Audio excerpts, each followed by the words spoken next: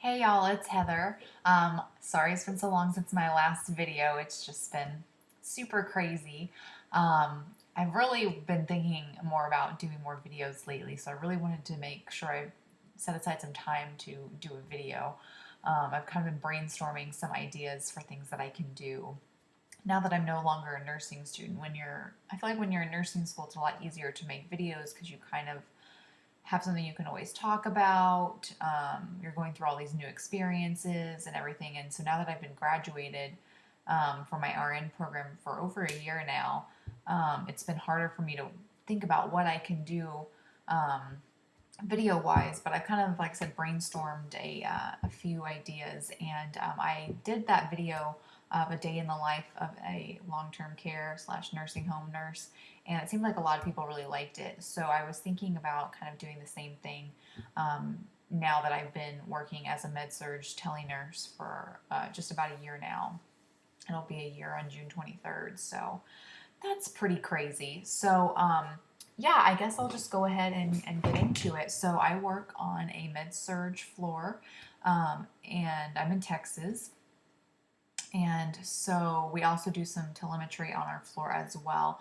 We're not like a cardiac floor. We just happen to have the capability to do tier 2 and tier 3 telemonitoring on patients that may need it.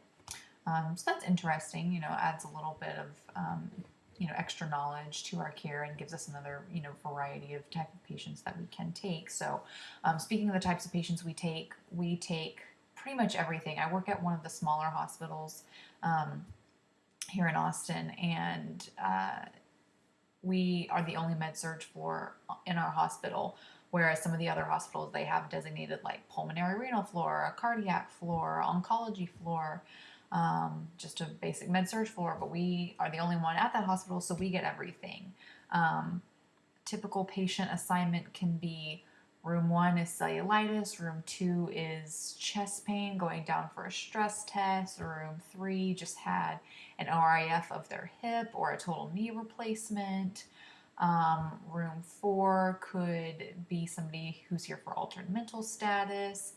And then your next patient could be, gosh, pretty much anything. We do a lot of abdominal surgeries, so you could have like a bowel resection or a lap chole, a lap appy, pretty much a really wide range of things. You can even have things as like a sickle cell crisis patient.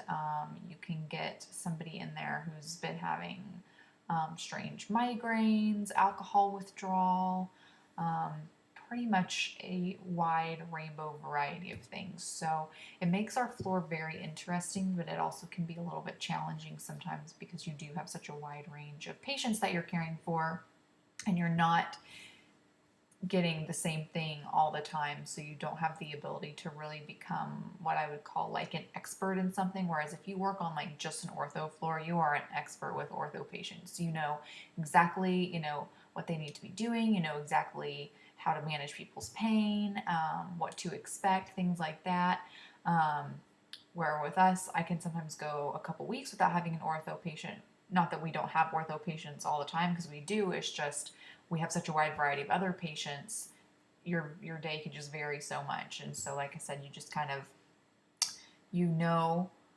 a good amount about a lot rather than knowing everything about one specific specialty in nursing population. So I do enjoy it. I feel very lucky to be on my floor. I might have mentioned previously I was on night shift for about, oh gosh, about 6 months, maybe about 7 months, and I got the lucky opportunity to go to day shift. So night shift was a little bit different for me. I'm actually thinking about making a whole entire video just about night shift, even though I wasn't on there very long. I did get, a good chunk of experience. So let me know in the comments if y'all would like a video about how night shift goes and sleeping tips and everything like that. But anyway, so now I'm on day shift, and I've been on day shift the majority of my time on this floor. And I really, really enjoy it. Day shift is definitely more fast paced. There is a lot more going on. I personally feel that I get to, at least on a med-surg floor, ICU, labor delivery, other units, I'm sure it's different. On a med-surg floor, I feel like you get to be more nursey. On the day shift, on night shift, I felt like a lot of times I was just doing everything I could not to wake them up at night, because that's a big part of patient satisfaction scores. But anyways, so basically, I start my day off. I get there about 6:45, and I go and I get a report from the night shift nurse. On my floor, we're very lucky. We either have 4 or 5 patients. Very rarely you'll get 4 and that's your max. You must, if you get 4 and that's your max amount of patients, they're probably very high acuity patients. But usually you start off with 5, and then you're either going to stay with 5 all day, or you'll discharge 1 or 2 or 3. And then you'll get an admit or 2 later on in the shift, or you'll start off with 4 and then you'll get an admit later in the shift. And then it kind of varies from there, depending on how many people stay, how many discharges you have, things like that. So I get my report on those patients. When I'm waiting to get report from my night shift nurse, I'm looking in their chart for things. I always check to see what they're here for, age, date of birth, allergies, code status, things like that. I check to see why they're there, what their admitting diagnosis is, who their doctor is, and then I peruse through the orders. I'm looking at diet, I'm looking at activity restrictions, I'm looking at any specific nursing orders, if they have a Foley catheter, if they have an NG tube, if they are supposed to be walked a certain number of times a day, if they have any drains from surgery, are they on strict I's and O's, or can they just go freely? Do they need SCDs on while they're in bed? Do they have fluids running? Things like that. Do they have any labs ordered throughout the day? Are there any procedures scheduled for them? Is anything pending in the lab? Do they have an order for blood? Things like that I'm looking for. Then I'll go to my MAR and I'll look and see what medications are due for the day. Do they have like a Synthroid due at 7:30 that I need to make sure I give to them before breakfast? Or who has antibiotics that are due? You have a shorter window on my floor to give antibiotics than regular medicine. So I'm always looking to see who has antibiotics first, because that helps me prioritize my care.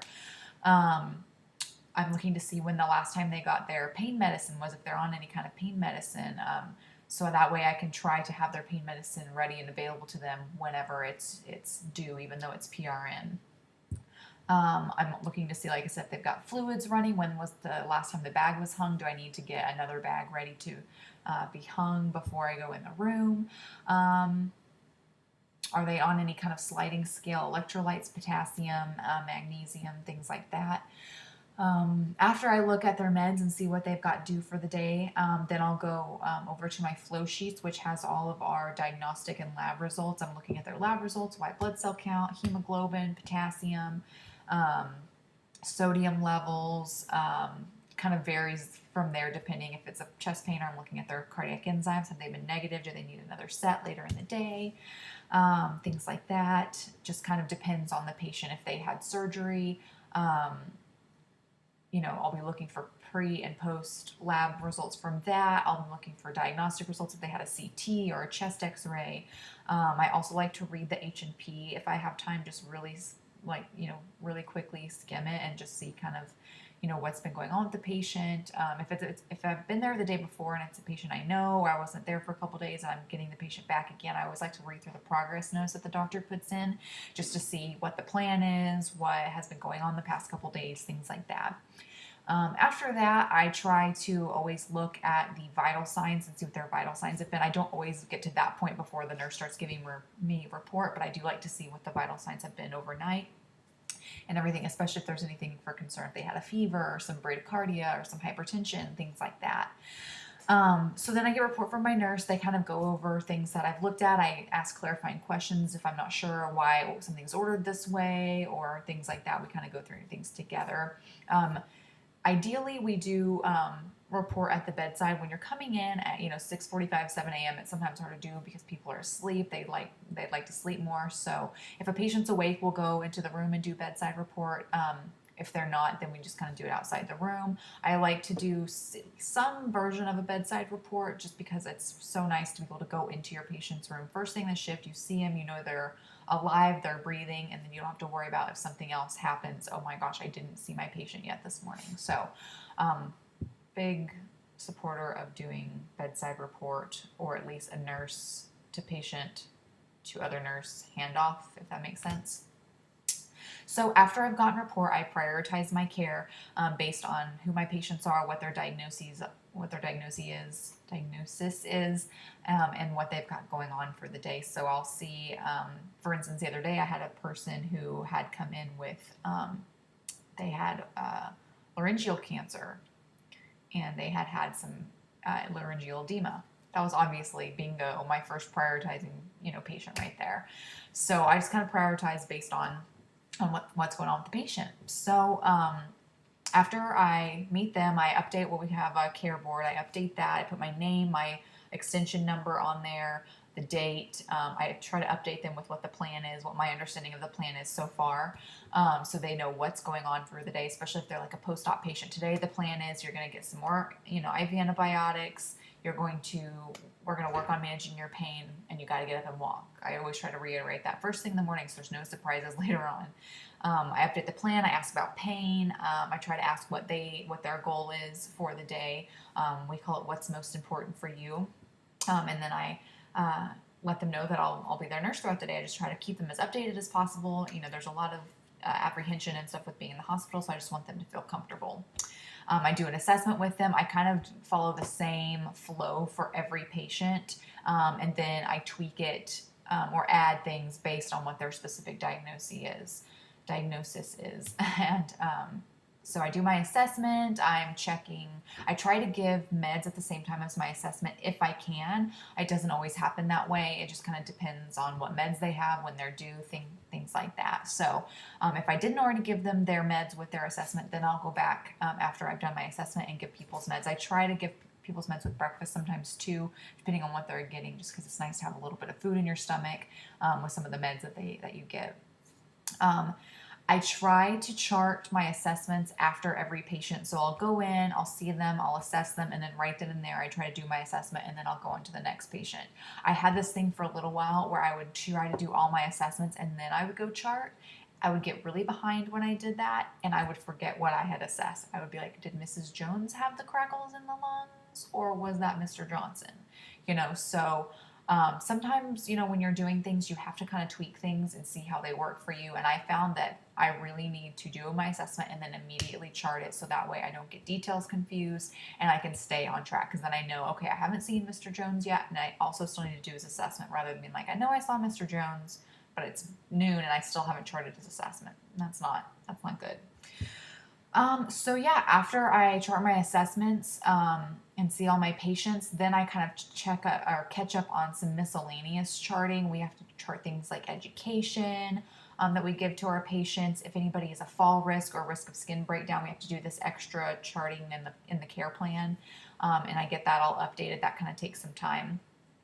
After that, I'm starting like another round of checks on my patient. We check on everybody every hour for hourly rounding, but then I'm doing like a more thorough check on people, seeing how they're doing, if they've got any kind of like procedures going on, any new lab draws, any changes. This is also about the time when the doctors are really hitting the floor and starting to round. So I usually will round with the doctors, kind of give them updates about things that have happened overnight or in the morning, just any changes that has happened with the patient. So that usually takes up some time. About noon, we're supposed to have another assessment charted on our patients. So I'll go in and I'll do a very focused assessment on the patient based on what's been going on with them. If it's, for instance, a post-op abdominal surgery patient, they're getting another set of vital signs. So I'm looking at their vital signs, making sure they're not developing a fever or anything like that. I'm looking at whatever incision that they have, listening for bowel sounds, encouraging them to get up and walk again, looking for, urine output, pain control, things like that. So I do a very focused assessment. I'm not necessarily going to listen to heart and lungs again at noon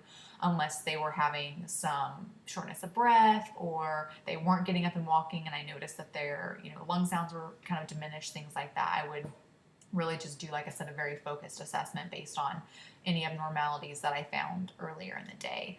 After that, hopefully I get to go to lunch. Sometimes lunch is a little bit late. At this point, I may be ready to discharge a patient. I may be getting an admission based on what, my personal little census was at the beginning of the shift.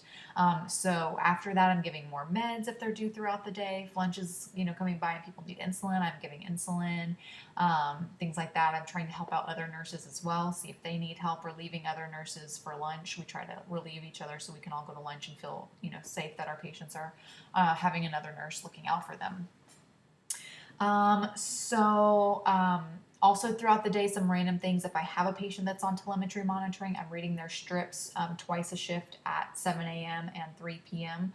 We have somebody who's in a monitor room watching the strips all the time, but they do require that everybody who's on tele have, excuse me, their strip read by an RN every 8 hours. So that's also something that I'm doing throughout the day.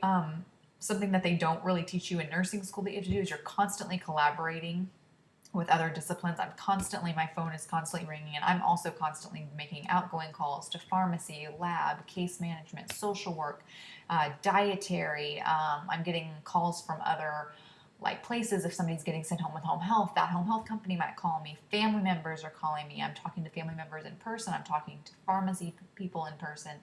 It's just kind of a constant go, go, go, like constant just stuff happening all the time. It's very, very, very busy. I don't mind the busyness most of the time. Sometimes you have days where the busyness can just be a little overwhelming and you just feel like, okay, I need 10 minutes to take a breather, get caught up. And sometimes it just doesn't happen. It just depends on your day.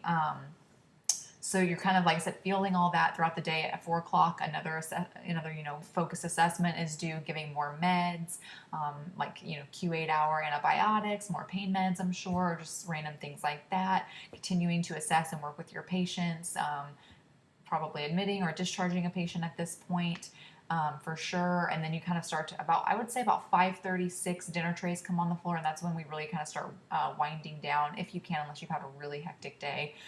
You kind of start winding down for the day. You're making sure all your charting is done. You're kind of settling everybody in for the evening, making sure they're comfortable before night shift comes on. I try to do my very best to pre-medicate before night shift comes on, hang out or change out any fluid bags, things like that.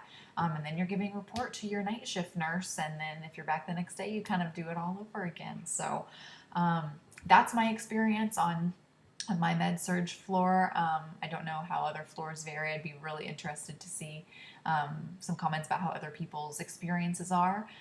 But yeah, let me know if you guys enjoy this video. Let me know if you have any requests for videos regarding working as a nurse. I would be happy to do that. Like I said, I would be interested in making a video about night shift nursing. I'm also getting my BSN right now, so I was thinking about making a video about my experience in my BSN program. And I also had an idea for a video about how I felt after 1 year as an RN, some strengths and some weaknesses that I've developed during that time. But anyways, guys, thank you so much for watching. I really appreciate it, and I hope you all have a good night. Bye.